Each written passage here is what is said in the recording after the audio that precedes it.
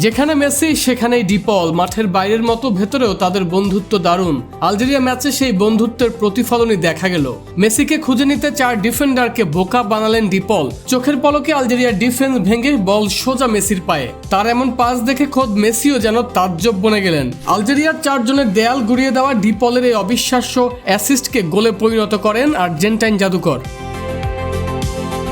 2026 বিশ্বকাপে নামার আগে গত 5টি বিশ্বকাপে মেসির গোল সংখ্যা ছিল 13টি। আজকের ম্যাচে হ্যাটট্রিকের সুবাদে বিশ্বকাপের সর্বোচ্চ গোলদাতা মিরোস্লাভ ক্লোসার সমান 16টি গোল এখন মেসির। আর মাত্র একটি গোল করলে এককভাবে সর্বোচ্চ গোলদাতার রেকর্ডটি নিজের করবেন এই মহাতারকা। ম্যাচের 80তম মিনিটে মেসিকে তুলে নেন আর্জেন্টিনার কোচ লিওনেল স্কালোনি। তবে ততক্ষণে ইতিহাসের পাতায় নামটি লিখে ফেলেছেন এই খুদে জাদুকর। দুর্দান্ত পারফরমেন্সে ম্যাচের সেরা খেলোয়াড়ের পুরস্কারটি জিতেছেন মেসি। বিবিসির তথ্য অনুযায়ী ম্যাচে তার রেটিং পয়েন্ট ছিল 8.99।